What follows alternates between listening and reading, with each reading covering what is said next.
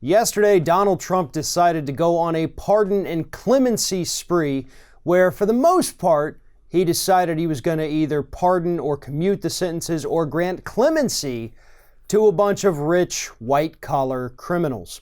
Those criminals included former Illinois Governor Rod Blagojevich, who was accused and convicted of essentially trying to sell Barack Obama's former Senate seat. You had former Police Commissioner Bernie Kerik.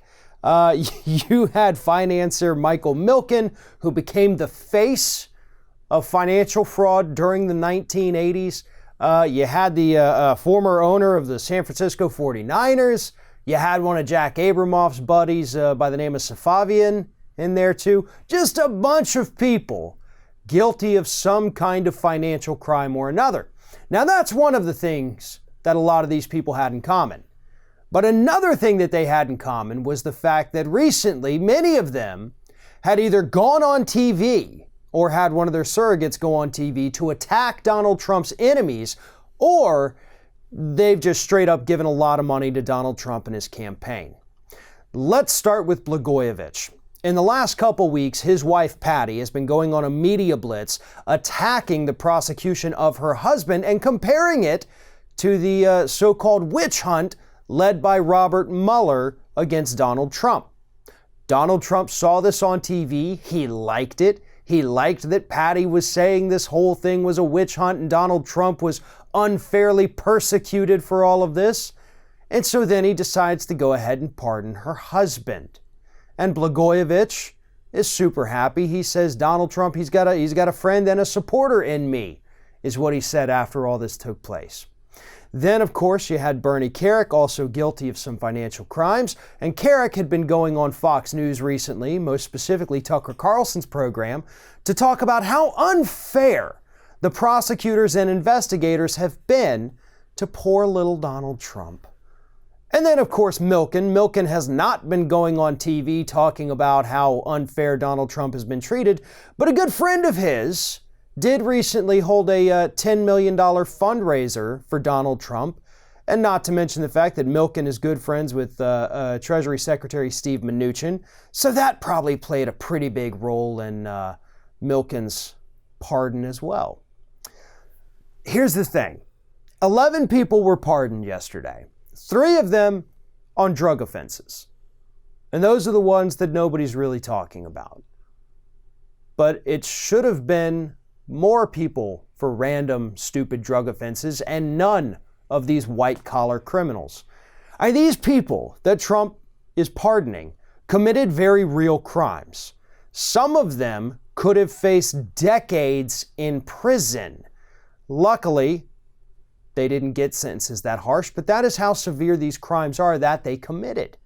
Meanwhile, these random drug offenses, no other victims, just people arrested for having drugs on them, using drugs, maybe selling drugs, okay? But we're at a point in society where we're starting to learn that maybe drugs aren't the most dangerous things ever, and that we are unfairly prosecuting people for drug offenses. Meanwhile, these white-collar criminals, Kerik, for example, served 3 years, I think. He was facing several decades in prison. So Kerik wasn't even in jail anymore, right? This was all over with. Blagojevich got a lengthy prison sentence. He wasn't going to be released until 2024. Milken served about 10 years in jail, and he should have served a heck of a lot longer than that. But these men did not need clemency. They did not need these pardons. They needed to do the time, and they needed to live with that stigma. The drug offenses, on the other hand, these are crimes that we created ourselves with our foolish drug war and our tough on crime stance as a nation, the crime bill that Joe Biden famously supported. These people were persecuted and then prosecuted. These other men got away with too much for too long and made too much money on it. And now, because they're either willing to pass some of that money to Trump's campaign or to go out there and make fools of themselves to support him, they get to walk free. One of today's video sponsors is NewsVoice.